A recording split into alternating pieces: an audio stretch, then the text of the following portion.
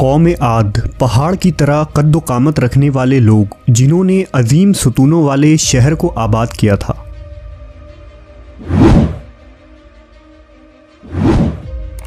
लेकिन उन्होंने ऐसी कौन सी बदआमालियां की थी जिसकी वजह से उन पर अज़ाब इलाही नाजिल हुआ।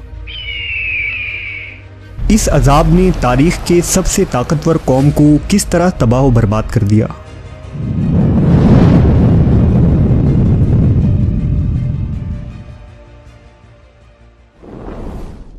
ये वो ज़माना था जब अजीम तूफ़ान और सैलाब थम चुकी थी और नूह अलैहिस्सलाम कश्ती से ज़मीन पर उतर आए थे। हज़रत नूह ने अपने 3 बेटों को दुनिया के मुख्तलिफ़ हिस्सों में रवाना कर दिया ताकि दुनिया में इंसानी आबादी दोबारा फैले। हज़रत नूह के बेटे साम सरज़मीन अरब में आकर सकूनत पज़ीर हो गए, जहाँ उनकी नस्लों में इजाफ़ा हुआ और जज़ीरा अरब में सामी नस्ल की इब्तदा हुई।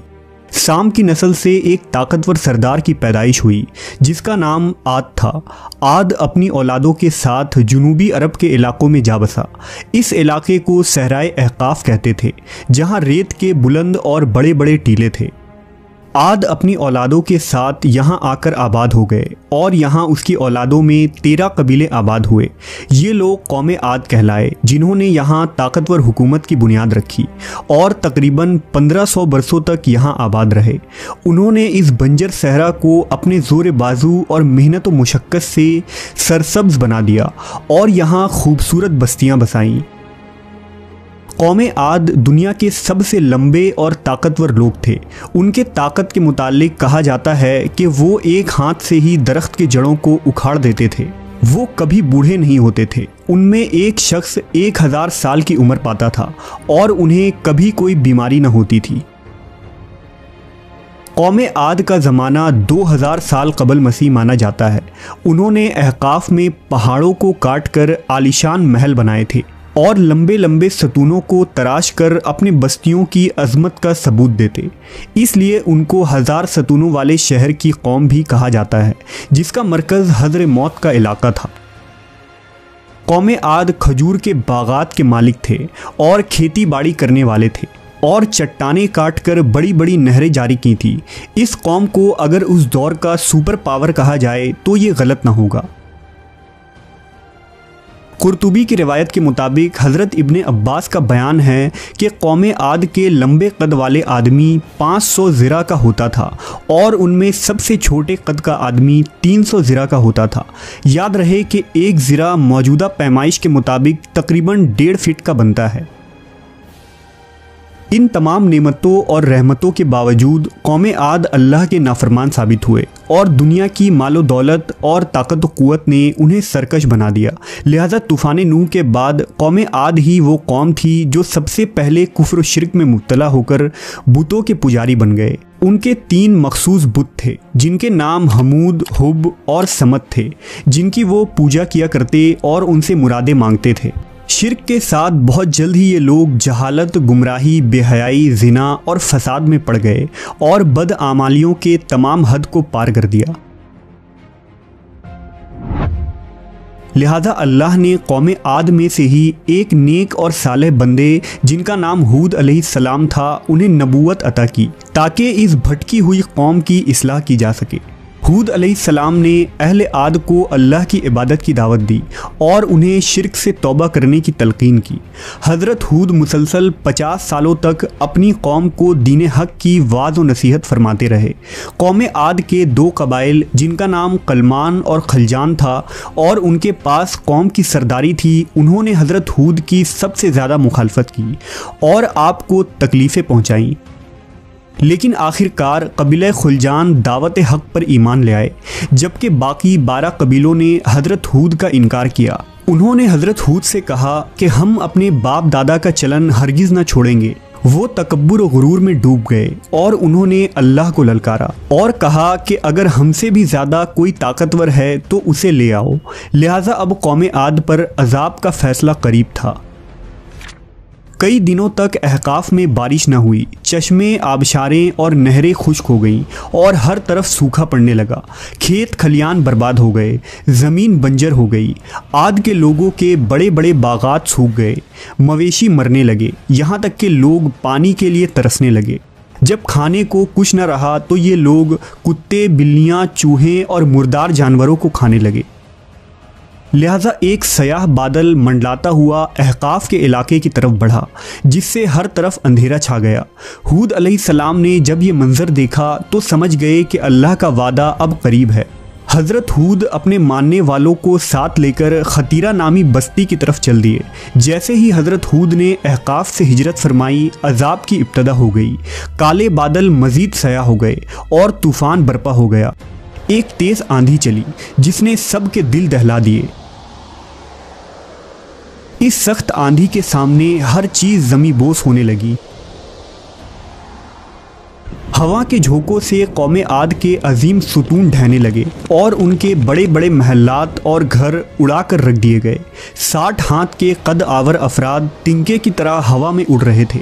हवा उनके सरों को इस जोर से टकराती थी कि उनके भेजे निकलकर मुंह पर लटक जाते थे। आंधी का ये अजाब इतना सख्त था कि हवा आग के बगोलों की तरह घरों में घुस गई और उनको उठाकर बाहर फेंक देती। अल्लाह ने तेज़ आंधी के इस तूफ़ान को 7 रातों और 8 दिनों तक मुसलसल जारी रखा और अब अहकाफ का वो इलाका जो कभी जन्नत नज़ीर और दिल फरेब हुआ करता था, सहरा और तबाहशुदा ज़मीन में बदल चुका था। अगर अहले किताब की बात की जाए तो उनके किताबों में अहकाफ या इरम के मुताल्लिक कोई तफसीली जिक्र नहीं मिलती। अलबत्ता अहदनामा कदीम में निफेलियम नामी मखलूक का जिक्र मिलता है, जिसका तर्जुमा अहले किताब के उलमा के मुताबिक इंतहाई ऊंचे कद के लोग हैं। लिहाजा ऐने मुमकिन हो कि ओल्ड टेस्टामेंट में जिस निफेलियम का जिक्र किया गया हो वो कौम आद ही हो।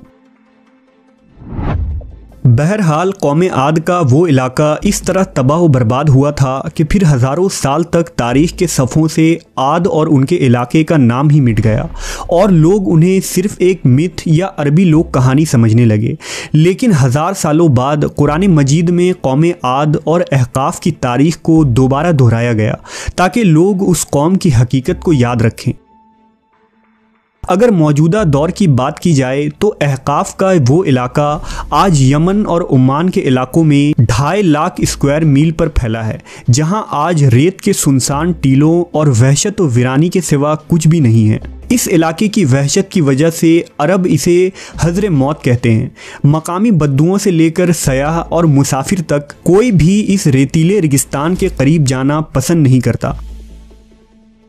साल 1930 में एक ब्रिटिश बर्टन थॉमस ने ये इरादा किया था कि वो हज़र मौत या अहकाफ के उस इलाके को पार करने वाला दुनिया का पहला शख्स बनेगा।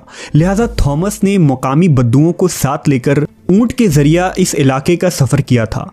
बी थॉमस ने लिखा है कि इस सफ़र के दौरान हज़र मौत के एक इलाके से गुजरते हुए उसने एक खंडर नुमा इमारत देखी। लिहाजा बद्दुओं से पूछने पर उसे पता चला कि किसी ज़माने में इस जगह इरम नामी एक शहर हुआ करता था जिस पर अज़ाब इलाही आया था।